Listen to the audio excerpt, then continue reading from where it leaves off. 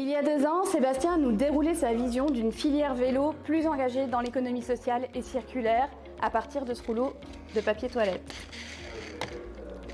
Alors, chez ProVélo, est-ce que rien ne se perd, tout se transforme? J'ai posé la question à Sébastien et à John. Effectivement, tout se transforme et c'était assez prémonitoire du projet puisque j'ai pris quelque chose qui était a priori destiné à être un déchet et je lui ai donné une seconde vie, ce qui effectivement est la toile de fond en fait, de nos projets que l'on mène avec Circular.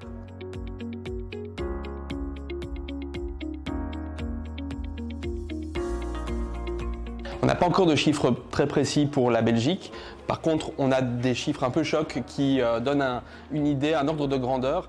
On estime que chaque année, 15 millions de vélos sont abandonnés par leurs propriétaires. La plupart finissent dans des parcs, dans des déchetteries.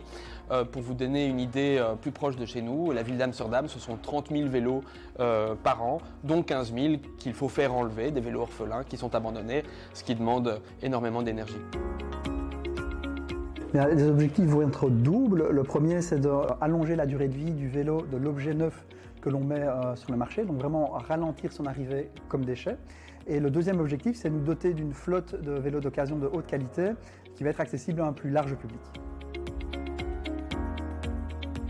On va avoir vraiment 3 types d'usages. Quand le vélo va arriver en fin de vie, il va arriver de notre filière d'insertion socio-professionnelle où nous, on apprend le métier de la mécanique vélo et du coup, ces vélos-là deviennent des outils pédagogiques pour monter en compétences sur les questions techniques hyper intéressants. Le deuxième usage, c'est qu'on va pouvoir dépioter très finement ces vélos-là pour intégrer des filières de recyclage très précises, mais également, troisième usage, se doter d'une banque de pièces d'occasion que l'on va pouvoir réutiliser sur d'autres projets de réparation de vélo.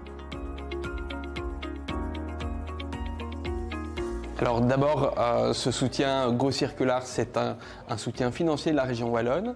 Donc une dimension financière tout d'abord, importante. Ensuite, un accompagnement technique avec un comité d'accompagnement qui va nous permettre de valider chacune des étapes.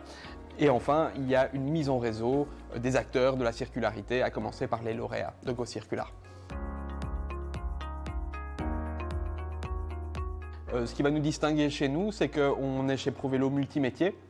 Et donc on a des leviers assez complets.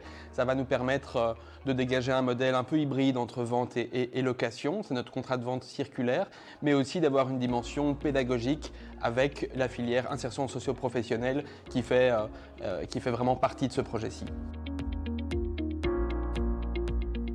On est sur un modèle hybride parce qu'en fait, on va vendre un vélo, mais on va garder une maîtrise comme si on le louait de ce vélo-là via un plan d'entretien pour assurer après une reprise. Et donc, c'est de la vente, mais également une maîtrise du vélo comme de la location. On espère que 2 tiers des vélos vendus après 3 ans seront des vélos de seconde main pour 1 tiers seulement de vélos neufs.